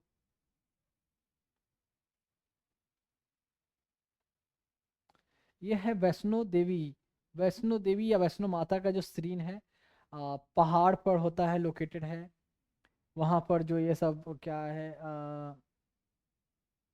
कोई भवन ववन करके ऐसा कुछ कुछ नाम होता है। फिर ये माता का मंदिर, भैरव देवी भैरव बाबा का मंदिर, ऐसे ऐसे कुछ है वहाँ। वहाँ कुछ रहने का एकोमोडेशन का लॉज, कुछ होटल, ऐसे ऐसे सब चीज़ें हैं। तो खैर, तो ये कहने का मतलब, बताने का मतलब ये हुआ कि भाई उस स्क्रीन को या टेम्पल को गवर्नमेंट है जो लॉ बनाकर, लेजिस्लेशन बनाकर उस पर कहीं ना कहीं ओवरसाइट रखती है, कहीं ना कहीं ध्यान रखती है रिलीजियस ऑर्गेनाइजेशन को, रिलीजियस इंस्टीट्यूट पे भी।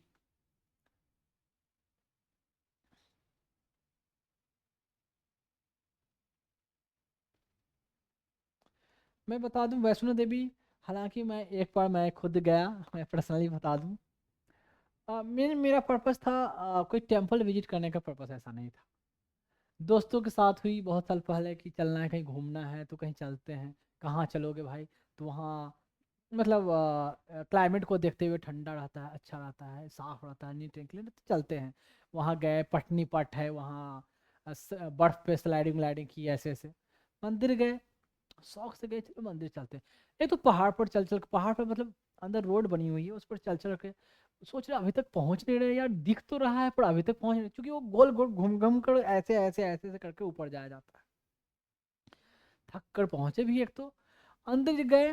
वह मंदिर में तो सही से अंदर, जब जहाँ होता है ना, कहते हैं दर्शन देना, अंदर घुसा, पहाड़ में अंदर छोटी छोटी जगह में घुसना होता है, जब छोटी सी मूर्ति होती है वहाँ, एक्सपेक्ट नहीं किया था कि इतना छोटा होगा। अंदर गए तो यार एक लाइन से घुसो, इधर से निकालते गया, कोई आदमी जो खड़ा रहेगा वो वहाँ का पुजारी या वहाँ का जो मेंटेन करने वाले जो वर्कर होंगे, निकलते जाए, बढ़ते जाए, बढ़ते जाए। बस मुश्किल से 2 सेकंड देखा होगा कि वहाँ, हाँ, उनका मूर्ति है क्या है।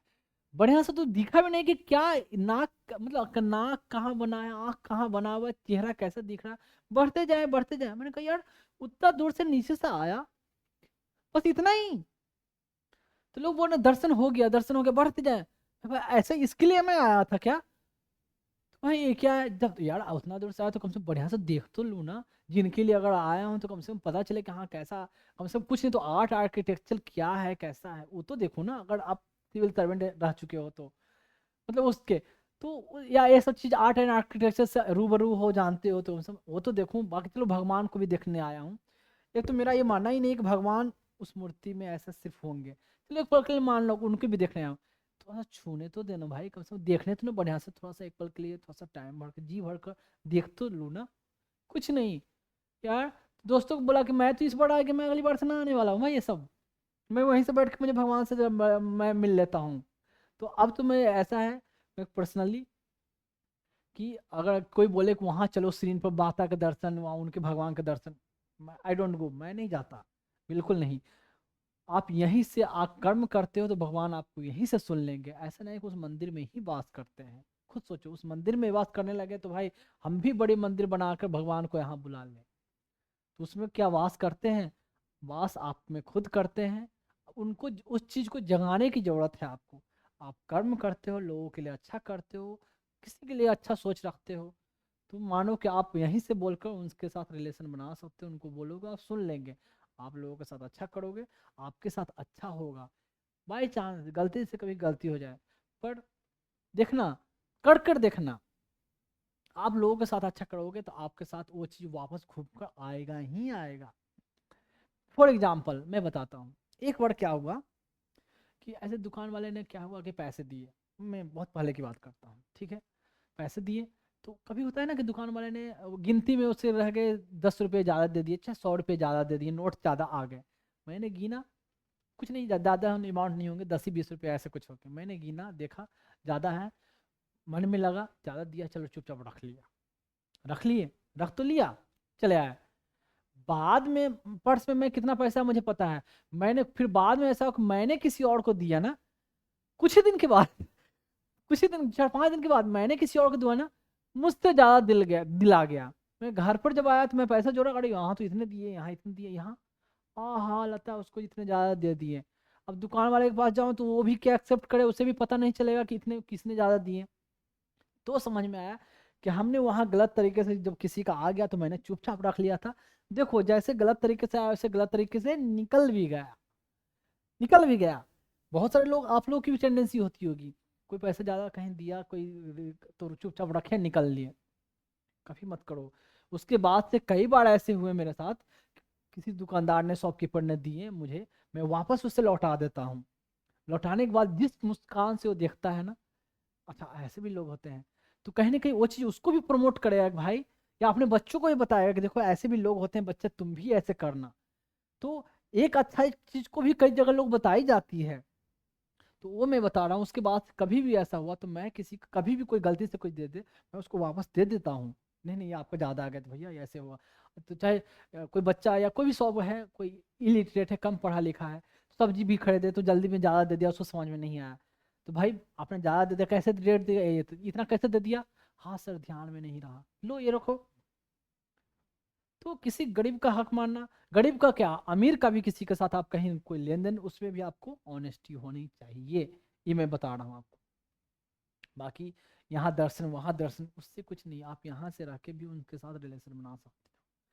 तो खैर, ऐसे बचपन में जब ये सब बातें मैं घर में भी मैं भी किया करता था। तो जो पेरेंट्स लोग होते हैं उनको तो सुनकर बोलेंगे ज्यादा पढ़ लिया तो चार्ट लगाया, वो ज्यादा हो गया, भगवान के बारे में ऐसे बोलता है, हाँ हाथ जोड़। खैर, अब नहीं बोलते, उस समय चलो बोलते थे, अब थोड़ा एक्सप्लेन करोगे, आप बताओगे तो खुद समझ जाएंगे कि नहीं जो बोल रहा है वो सही बोल रहा है। जो बोल रहा है कहीं ना कहीं ये बातें हमारे कुरान में, गीता में, बाइबल में, उसमें मेंशन है। हम उस चीज़ को फॉलो नहीं करते, हम तो ब्लाइंडली जब जैसे प्रथा के अनुसार से चला रहा है कि ऐसे पूजा करना है, ऐसे हाथ में बांधनी है, ऐसे ऐसे बोलना है, बोले जा रहे हैं, ओम भूर्भुवस्सुः तत्सवितुर्वरेण्यं भर्गो देवस्य धीमहि धियो सर्वो, ऐसे बोलते जा रहे हैं, लेकिन इसका मतलब भी नहीं पता है हमें क्या कह रहे हैं हम, बस ऐसे चलते जा रहे हैं। कि जिस कभी कभी तो किसी भगवान को पूजा भी कर रहे हैं, उनके बारे में भी नहीं पता कि भगवान क्या थे, किस लिए इनको भगवान मानते हैं, इन्होंने क्या स्पेशल किया था। Otherwise I believe in one God only, कोई एक ही है। कोई राम कह के पुकार रहे हैं, कोई अल्लाह कह के पुकार रहे हैं, पर ऐसे में बोल रहा हूँ एज कैजुअल। कोई अनंत भगवान का पूजा करता है, पता भी नहीं कि अनंत भगवान का स्टोरी क्या था, पर खूब यहाँ बांधे जा रहे हैं। अनंत भगवान का एक आता है बिहार में खासकर चलता है, अनंत भगवान का कुछ मुझे पता नहीं क्या है, थ्रेड टाइप का आता है बहुत अच्छा, और बच्चे खासकर अनंत भगवान की पूजा करते हैं, पता भी नहीं होता है उनको अनंत भगवान है कौन क्या है। पंडित जी मंदिर में संस्कृत में फटाफट फटाफट बोल के पूजा करवा देते हैं, सब लोग चले आए बस। खैर, जानो तो मानो, अगर नहीं जानो तो तब तक मत मानो जब तक जान न लो। तो नहीं जानते तो जानने की कोशिश करो, पूछो, आस्क क्वेश्चन, पता लगाओ। अब तो इंटरनेट का जमाना है, यू कैन फाइंड, तुम पढ़ सकते हो, यू कैन अप्रोच, तो डिटेल जा सकते हो। खैर, तो ये बात रहा। अब देखिए, सुप्रीम कोर्ट जजमेंट जो सायरा बानो का जो केस है, सायरा बानो 2017 का जो है, 2017 का, तो ये था Saira Bano versus union of India, declare the practice of triple तलाक अनकॉन्स्टिट्यूशनल। तो बस वही मैंने बोला, सुप्रीम कोर्ट ने जब जजमेंट जब गई सुप्रीम कोर्ट में, तो सुप्रीम कोर्ट ने कहा कि ट्रिपल तलाक जो है अनकॉन्स्टिट्यूशनल है, I am emphasizing gender equality with religious practices. तो ये फीमेल जो थी, इनके हस्बैंड ने भी इनको जल्दी जल्दी ट्रिपल तलाक कहकर तलाक दे दिया था। तो ये भी बोली, आई थिंक ये 30 साल की लेडी होगी, 30 साल के आसपास। तो ये भी कोर्ट में पहुंची कि भाई ये तो क्या है, ये तो मैटर अनकॉन्स्टिट्यूशनल है, हमारे फीमेल का, वुमेन का कोई राइट ही नहीं है का क्या। तो ये है सायरा बानो, दो हैं ये। वो देखिए, ये सायरा बानो है, वो क्या थी, उनका नाम देखो, सायरा बानो। वो कौन से बानो है, कौन सी बेगम, सॉरी बेगम बानो नहीं, बेगम। यहाँ उनका भी फोटो, मैं अभी मैंने फोटो लगाया था, फोटो ही दिखा देता हूँ, हाँ ये है शाह बानो बेगम नाम था इनका, बेगम ही था ना, शाह बानो बेगम। और वो है सायरा बानो, ये है शाह बानो। और दिलीप कुमार जो एक्टर है, उनकी वाइफ जो है, आई थिंक वो है शाह बानो नहीं, वो सायरा बानो, शायद सायरा बानो। खैर, तो कंफ्यूज नहीं होना है, शाह बानो इसलिए मैं कंपेयर कर, ये शाह बानो है, वो है सायरा बानो। शाह बानो है, फीमेल को कंपनसेशन देने के लिए था या मेंटेनेंस देने के लिए था, और सायरा बानो जो है वो ट्रिपल तलाक के अगेंस्ट में था वो जजमेंट। तो यहाँ तक रहा ये, कहाँ गया कहाँ गया कहाँ गया, हाँ ये। अब देखा जाए, इनका फोटो भी मैंने दिखा दिया।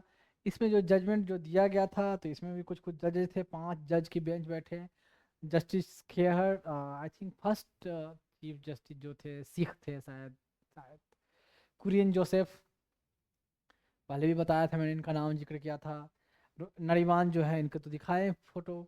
ललित, उमेश ललित, यू ललित बोलते हैं। और ये हैं जस्टिस अब्दुल नाजीर, एक मुस्लिम जज थे, क्योंकि मैटर मुस्लिम से रिलेटेड हो तो कोशिश किया जाता है कि अगर कोई मुस्लिम जज हो तो मुस्लिम बेंच जरूर, उस बेंच में कोई मुस्लिम जज जरूर हो।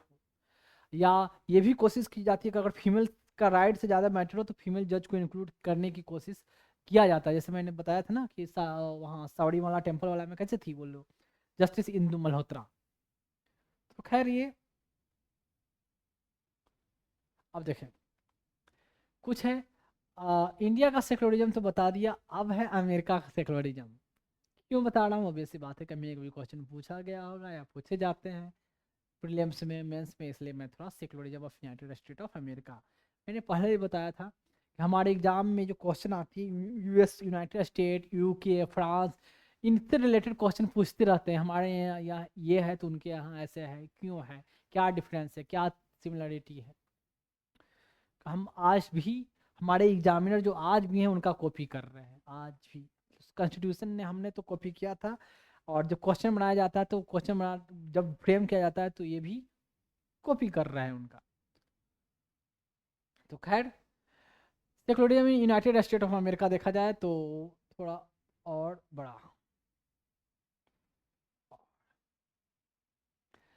देखिए अमेरिका का कॉन्स्टिट्यूशन में कितने आर्टिकल हैं पता है, ज़्यादा नहीं है, 7 ही आर्टिकल है।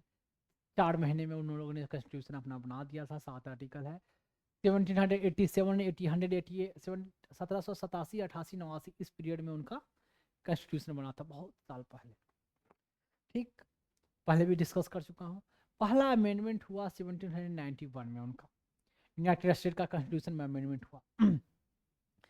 यूनाइटेड स्टेट का जो कॉन्स्टिट्यूशन जो अमेंडमेंट हुआ तो ये कहता है क्या, first amendment to the United State constitution prevents Congress from making laws for, तो मतलब ये कांग्रेस को, मतलब कहने का मतलब पार्लियामेंट को ऐसे कानून बनाने से रोकता है जो फॉर इस्टेब्लिशमेंट ऑफ रिलीजन, किसी रिलीजन को इस्टेब्लिश करने के लिए अगर कोई कानून बनाता है तो उसके लिए ये कॉन्स्टिट्यूशन उसको रोकता है स्टेट को कि आप किसी रिलीजन को इस्टेब्लिश करने के लिए कोई कानून नहीं बना सकते। And providing the free exercise of religion, कोई अपना रिलीजन का मतलब स्वतंत्र तरीके से एक्सरसाइज कर रहा है, रिलीजन को अपना मतलब कह रहे हो कि रिलीजन के साथ इंडल्ज है, तो उसमें भी आप ऑब्स्ट्रक्शन नहीं कर सकते, कोई उसके अगेंस्ट में कोई कानून नहीं बना सकते।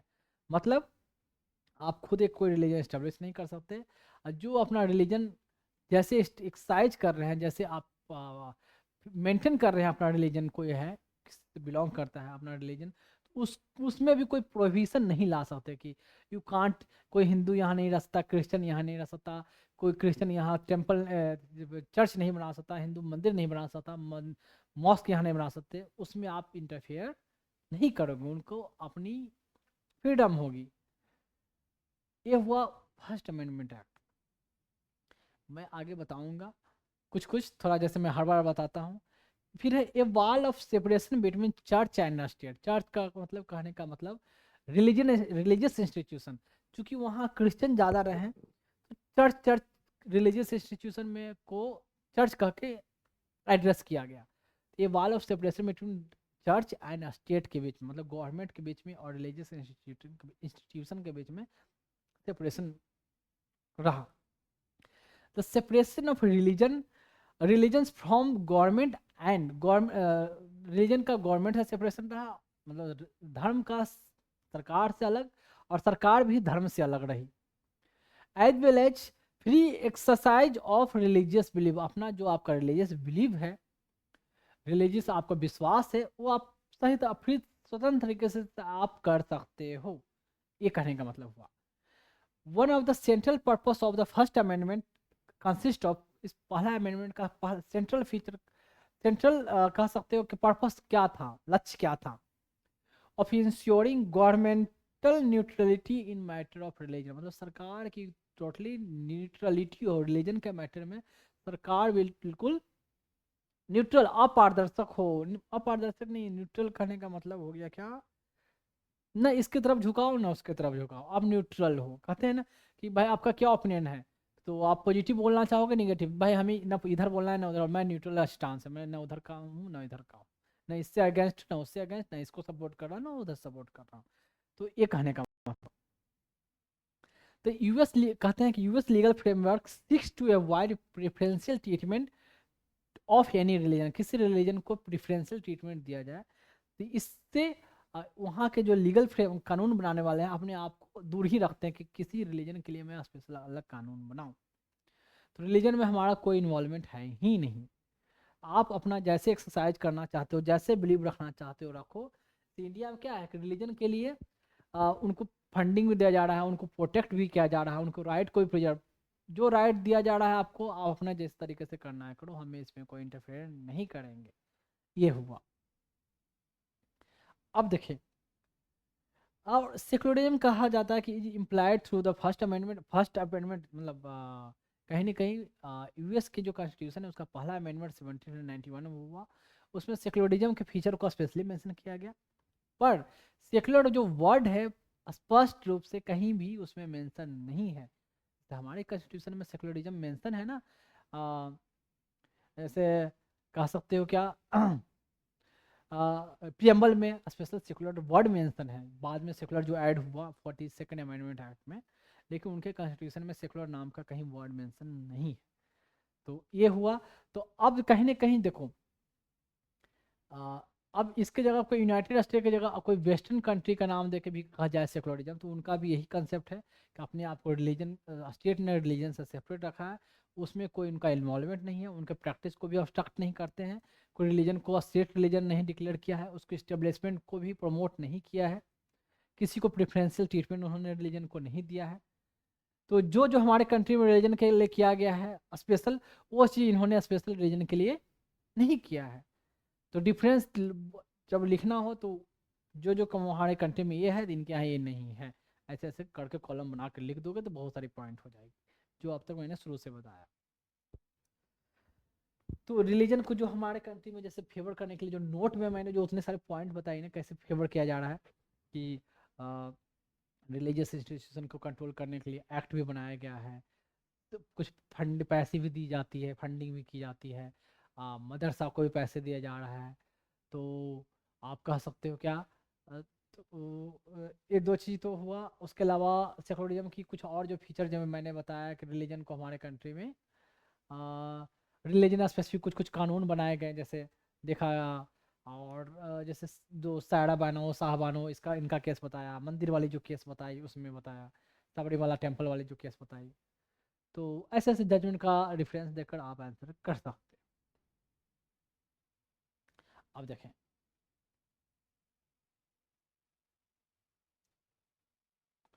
अब है एक क्वेश्चन आया है, देखें, discuss India as a secular state. पहले तो डिस्कस करो कि इंडिया सेकुलर स्टेट है।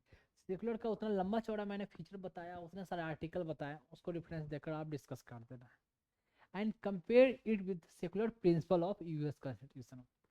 तो अब देखो, जब क्वेश्चन आया 2024 में, तो भले उनके कॉन्स्टिट्यूशन में अमेंडमेंट हुआ, फर्स्ट अमेंडमेंट एक्ट हुआ, उसमें सेकुलर फीचर को ऐसे ऐसे ऐड किया गया, लेकिन इससे पहले हम जानते थे ना, इतना कम से कम बताया था ना कि वेस्टर्न सेकुलरिज्म है उनका, है जो हमारा पॉजिटिव सेकुलरिज्म कंसेप्ट है उनका निगेटिव, वो अपने आप को बिल्कुल रिलीजन से अलग रखा। हमने सब रिलीजन को प्रोटेक्ट किया, उनको प्रोत्साहन किया, ठीक है, उनको प्रिविलेज दी, लेकिन वो कोई रिलीजन को प्रिविलेज नहीं देते, कोई प्रोत्साहन नहीं देते, किसी को इस्टेब्लिश करने की बात नहीं करते, किसी को प्रोटेक्ट करने की बात नहीं करते। तो इतना तो कम से कम पता था ना, तो इतना के आधार पर इतना कुछ लिख सकते हैं। तो एक तो जब ये सेकुलर स्टेट की जो फीचर लिखोगे इंडिया सेकुलर, इसमें ही इतना हो जाएगा कि आपको 250 वर्ड इसमें ही क्रॉस कर जाएगा।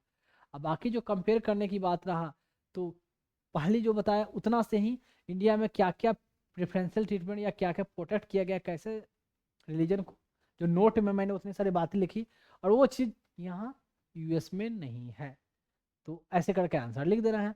थोड़ा यूएस कॉन्स्टिट्यूशन के बारे में शुरू में बता दोगे कि भाई कब ड्राफ्ट हुआ, कितने आर्टिकल हैं, थोड़ा हल्का फुल्का यूएस कॉन्स्टिट्यूशन का, इंडियन कॉन्स्टिट्यूशन में प्रियम्बल और एम्बल का थोड़ा चर्चा कर दोगे कि इसमें सेकुलर कहाँ कहाँ मेंशन है, कब ऐड हुआ, सेकुलर फीचर क्या है, और थोड़ा कंपेयर कर दोगे, लास्ट में कंक्लूजन दे दोगे, तो चलो इससे बेस्ट, इससे बेटर और कोई नहीं लिखेगा, इतना ही काफ़ी है। तो 250 वर्ड इतना लिखते लिखते आपका अच्छे तरीके से साफ साफ नेट क्लीन में विथ आर्टिकल को मेंशन करते हुए, विथ जजमेंट को मेंशन करते हुए, एग्जांपल देते हुए ऐसे आंसर आपको लिख देनी है। अब देखें वो हुआ, तो अब थोड़ा सेकुलरिज्म इन फ्रांस, फ्रांस के बारे में क्यों, अब क्यों बताया, तो कुछ ना कुछ तो आया होगा तभी तो बता रहा हूँ, तो आप भी बोलोगे हाँ। तो देखें तो मैंने ये भी बता दिया ना कि अगर मैं वो पॉइंट वाला चीज बातें आप नहीं पढ़े होते तो भी आप आंसर कर सकते थे, कर सकते थे। जो मतलब स्पेशल मैंने यूएस कॉन्स्टिट्यूशन कैसे सेकुलर है उसको बात नहीं बताता तो भी आप आंसर कर सकते थे, इतना आप कम से कम सबसे अच्छे मार्क्स लाने लायक आंसर कर सकते थे। अभी जानेंगे तो अलग बात है।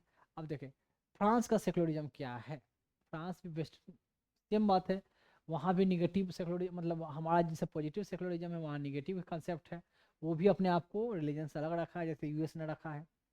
कुछ बातें देखें,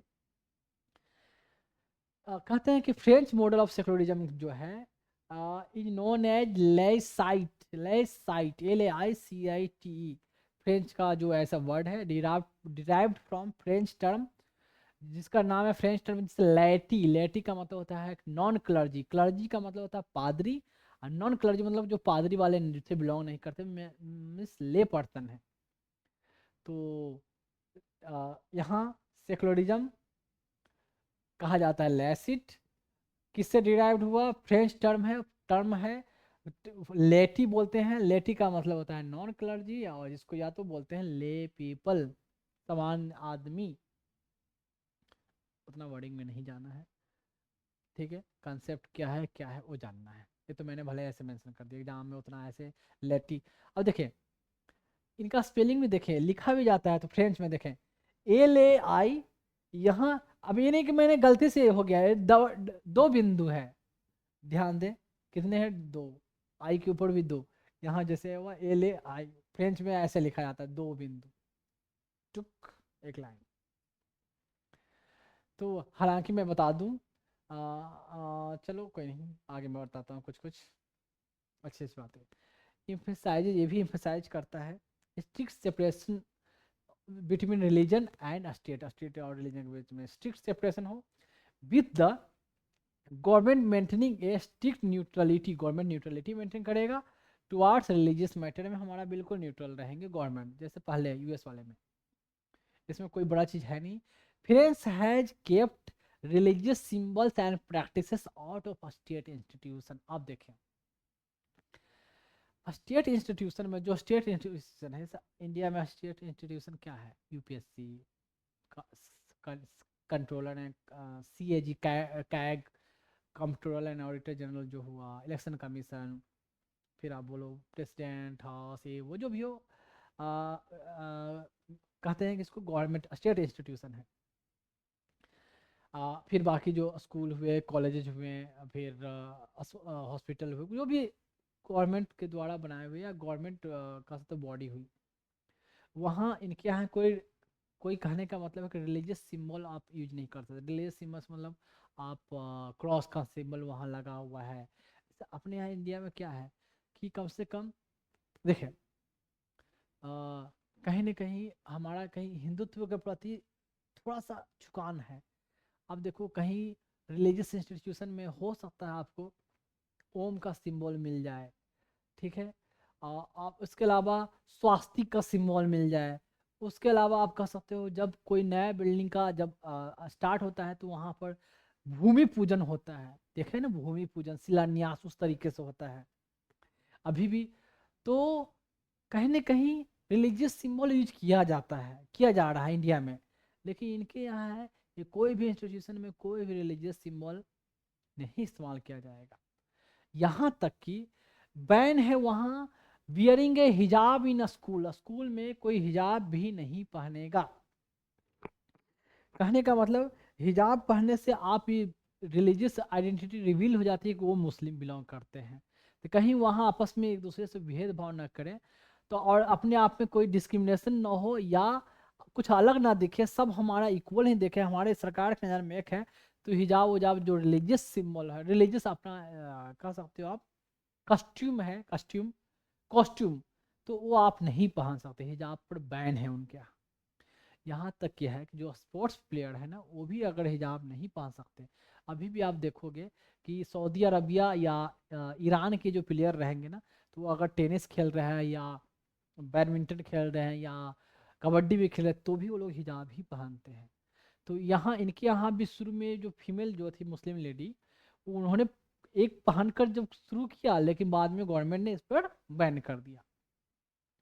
अब देखें, नो क्रॉसेस, क्रॉस रॉस का सिंबल नहीं, हेड स्कार्फ कुछ नहीं आप बांधोगे, बुड़का नहीं, टर्बन नहीं, टर्बन जो पगड़ी का है, ज्यूइस किप्पा, एक स्कल, एक कैप होता है जैसे मुस्लिम में जो टोपी पहनते हैं उस टाइप का, जो स्कूल कॉलेज में नहीं पहन सकते। देखिए ये ज्यूइस किप्पा होता है ऐसे, थोड़ा थोड़ा हाँ ऐसे, ये जो छोटी सी टोपी होती है, तो ये ज्यूइस किप्पा बोलते हैं। मुस्लिम में भी देखते हैं हमारे यहाँ उजली टोपी पहनते हैं, थोड़ा ट्रांसपेरेंट टाइप का होता है, वाइट कैप पहनते हैं, और इनका ज्यूइस का ऐसे है जिसको किप्पा बोला गया है।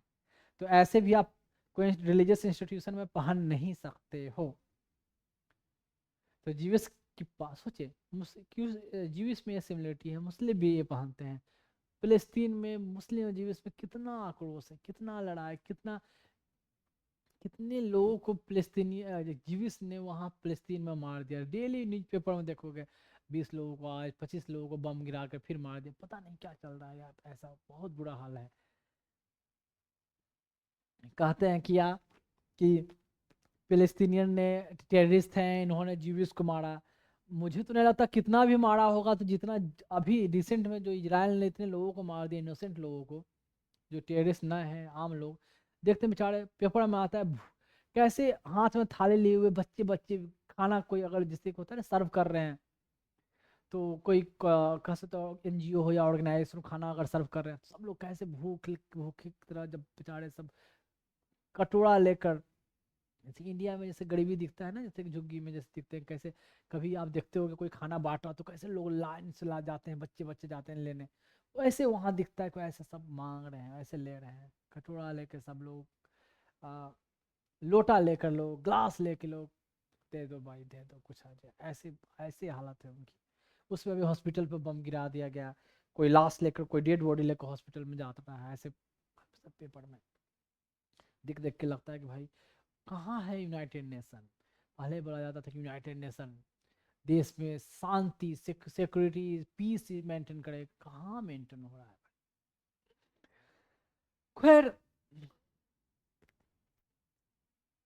मैं इसलिए ऐसे बोला, जब मैं डिफेंस में था, इंडियन एयरफोर्स में, तो उसमें लोगों को लगता था क्या, यार गवर्नमेंट कितना पैसा डिफेंस में खर्च करती है, इतना पैसा, इतना बहुत बजट सरकार का जाता है, तो क्या ये करना यार, कहाँ वार हो रहा है यार, कौन दूसरा हमारे पर कब्जा कर लेगा, पूरा यूनाइटेड नेशन है, वर्ल्ड लेवल पर ऑर्गेनाइजेशन है, कोई कुछ नहीं होने वाला है। जब ये हुआ और रशिया ने यूक्रेन पर वार किया, तो समझ में आया कि आप जब तक खुद स्ट्रांग हो तभी आपको कोई वैल्यू है, अदरवाइज आप स्ट्रांग नहीं रहते और हो, कोई भी आप पर अटैक कर सकता है, कोई बुरे वक्त में कोई ऑर्गेनाइजेशन, वर्ल्ड ऑर्गेनाइजेशन या आपकी कोई फ्रेंडली कंट्री, कोई कुछ बहुत ज़्यादा चीज़ नहीं करने वाले हैं। तो समझ में आया कि भाई डिफेंस का मजबूती होना जरूरी है, भले पैसे खर्च हो रहे हैं, जो रोज़ हम जहाज जाके उड़ा रहे हैं, कहते हैं ना मॉर्निंग में होती है, फ्लाइंग होती है, तो फ्लाइंग में होती है कि जहाज जाते हैं, 1 घंटा जाया घुमाया फिर आ गए, नए नए जो बच्चे हैं उनको भी साथ में ट्रेनिंग दी जाती है, जो ऑलरेडी ट्रेंड हैं फिर भी उन्हें डेली फ्लाइंग करते हैं प्रैक्टिस मेंटेन करने के लिए, फिर भी डेली करना है फ्लाइंग, फ्लाइंग छोड़ना नहीं है। तो करते क्या है, क्या फ्लाइंग में जाकर कहीं अटैक थोड़ी करते, गए रोज अर्ली मॉर्निंग 5:30 बजे फ्लाइंग होगी, 6:30 बजे फ्लाइंग होगी, 7:30 में फ्लाइंग होगी, आप राफेल लेके निकल गए, AN-32 लेके निकल गए, सुकोई लेके निकल गए, कह सकते हो फिर, और ऐसे मिराज लेके निकल गए, निकलते हैं मतलब निकल गए, मतलब सब तरीका होता है, इतने हाइट पर जाना है, इतना दूर तक जाना है, इतने टाइम पीरियड में आना है, सब ऐसे डेली प्रैक्टिस मेंटेन रहती है, कब जरूरत पड़ जाए भाई हमारे लोग तैयार रहना चाहिए। तो गन का है जो फायरिंग प्रैक्टिस की हमेशा चलती रहती है, कितना पैसे बर्बाद होता है, वो जरूरी पहले लगता था कि ऐसे ही है, अब बाद में समझ में आया इसको देखकर, नहीं भाई वर्ल्ड कोई कुछ नहीं करने वाला, आप खुद सही हो, स्ट्रांग हो, तो ही आपका कोई कुछ कर सकता है, कुछ हो सकता है, नहीं तो दूसरे के भरोसे मत रहो। तो ये है, तो सरकार के भरोसे मत रहें, आप करें, आप अपना मैक्सिमम एफर्ट दें, जो होना है जो होगा ही होगा।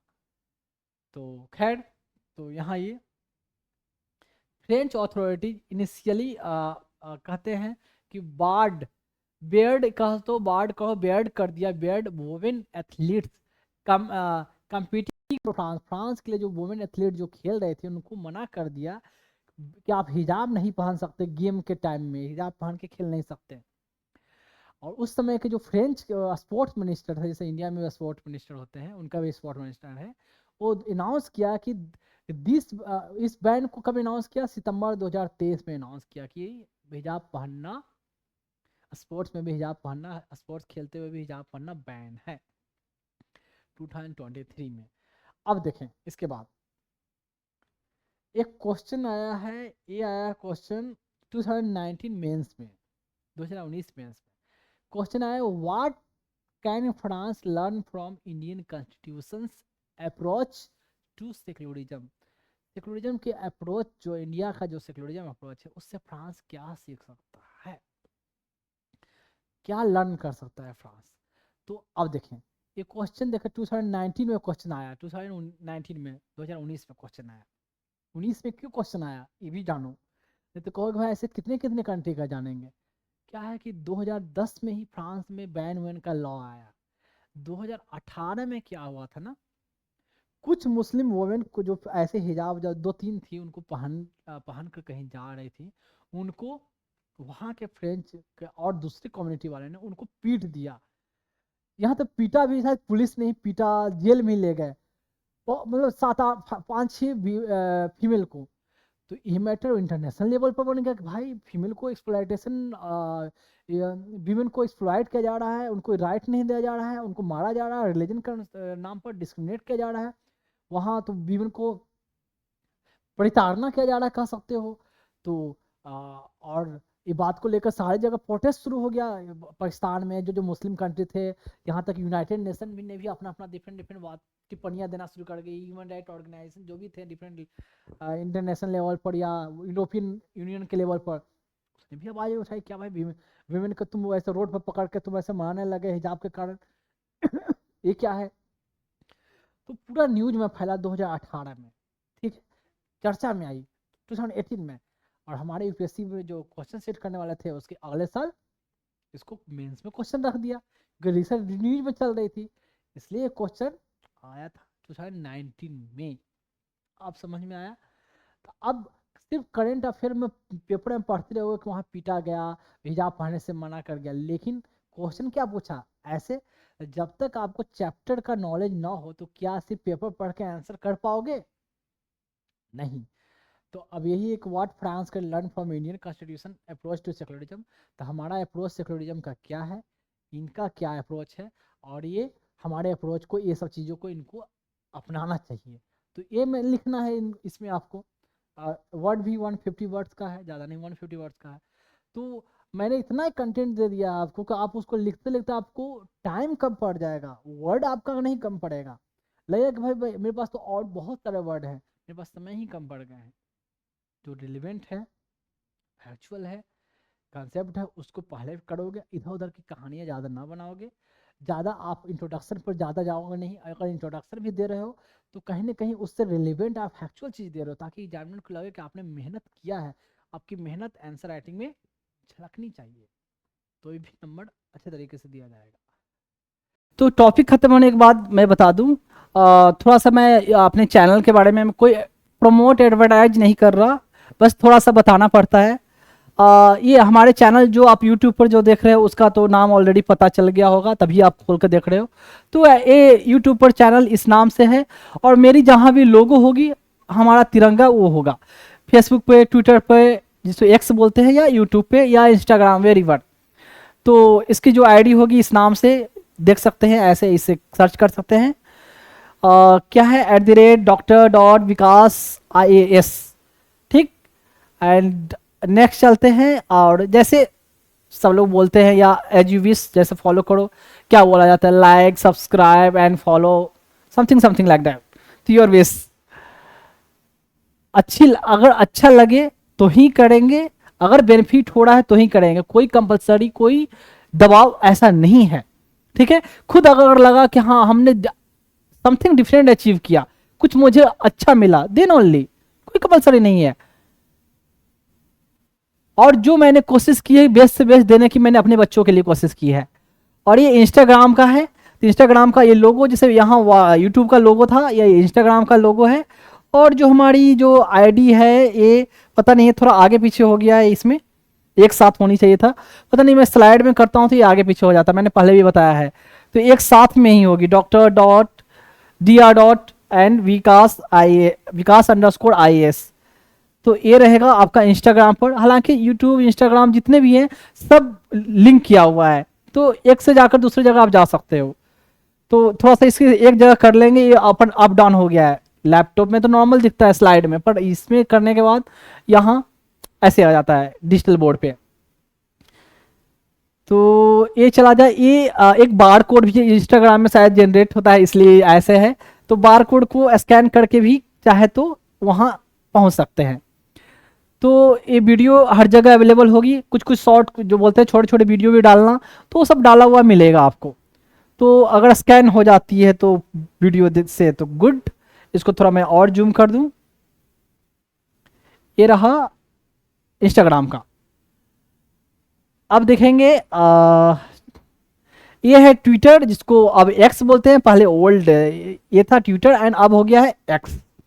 तो एक्स में जो हमारी अकाउंट है ऐसे फॉर्मेट जो आपको दिखेगी इस तरीके से दिखेगा। और जो जो आईडी जो होता है @Dr_Vikas_IAS, तो इस नाम से आएगा ऐसे। एंड नेक्स्ट है फेसबुक पे। तो फेसबुक पे इस नाम से फेसबुक का लोगो एंड जो चैनल रहेगा उस पर ऐसे आएगी। और आई थिंक सिंपल ये डालने से ही शायद ओपन हो जाए या आपको सामने विजिबल होगा, तो ये आप देख सकते हो, ठीक है। और चलते हैं लास्ट, थोड़ा अजीब सा लगता है बोलने में, पता नहीं। ये है बार कोड। एंड मैंने जो पर्पस बताया किन बच्चों के लिए मैं ये कलेक्ट कर रहा हूँ, मैं एक बात बता दूं कि जिन बच्चों के लिए मैं कलेक्ट कर रहा हूँ ना, वो ऐसा नहीं है कि वो ऑर्फेंज रहेंगे, उनको मैंने अपनाया है। तो एज ए उन बच्चों का सिर्फ सिर्फ जैसे मैं बता दूं, कोई अपने बच्चों को पालता है, कोई बाप अपने बच्चों को पालने के लिए मेहनत करता है, ठीक है। तो बस बेसिकली वही है कि मैं उन बच्चों को अपने पालने के लिए मैं ये मेहनत कर रहा हूँ। तो उन बच्चों का सिर्फ मैं बाप ही नहीं हूँ, मैं उन बच्चों का माँ भी हूँ, दोनों हूँ। तो सोचे मुझे उससे कितनी ज़्यादा मेहनत करनी पड़ेगी, ठीक है। कोई मैं एनजीओ, मैं क्लियरली कर दूं कि मैं कोई एनजीओ नहीं चला रहा हूं। कि एनजीओ अगर चलाऊंगा तो पर्पस तो वही हो गया, बात तो वही होगी कि बच्चे ऑलरेडी तो कोई अनाथालय एनजीओ कोई चला रही है, तो वहां से लाके मैंने फिर से यहाँ अनाथालय में झोंक दिया। तो ये कोई एनजीओ नहीं है, ये मेरे बच्चे होंगे। तो इसलिए उनके लिए मैं लोगों से डोनेशन नहीं मांग रहा हूँ, मैं जिनसे भी मांग रहा हूँ एज फी मांग रहा हूँ, एज गुरु दक्षिणा बोले वो मांग रहा हूँ, ना कि डोनेशन की बात मैंने की है। तो मैं अपने बच्चों के लिए एज बाप की तरह, एज बाप है नहीं, सिर्फ बाप एंड माँ दोनों की तरह मैं उनके लिए मेहनत कर रहा हूँ, ठीक है, उनके नरिशमेंट के लिए। और उनके लिए मैं फंड रेज कर रहा हूँ, पैसे कलेक्ट कर रहा हूँ। तो ये पर्पस है, ना कि है कि डोनेशन मांगना या चंदा मांगना उन बच्चों के लिए, बिल्कुल नहीं। तो ये क्यूआर कोड है, गूगल पे का है, शायद आपको दिख जाए, स्कैन हो जाएगी वीडियो से। नहीं होती है तो फिर कोई बात नहीं, नीचे यूजर कुछ यूपीआई आईडी मैंने ऐसे मेंशन कर दिया है, ये योर विश। ये है यूपीआई आईडी एंड थोड़ा बड़ा account number and IFSC code. तो मैं बोल दूं यूपीआई आईडी क्या है, विकास VIKASH JIP JIPMER JIPMER JIPMER @OK axis. ऐसे मैंने ऐसा बनाया नहीं, अपने आप ऑटोमेटिक ऐसे आ जाता है। एंड अकाउंट नंबर जो मेंशन है 9200100216200810। मुझे भी कोई अपना अकाउंट नंबर याद नहीं था, मैं बता दूं। एंड IFSC कोड वो भी मुझे याद नहीं है, वो भी है UTIB 003494, सॉरी 000 है, UTIB 003494, ये IFSC कोड है।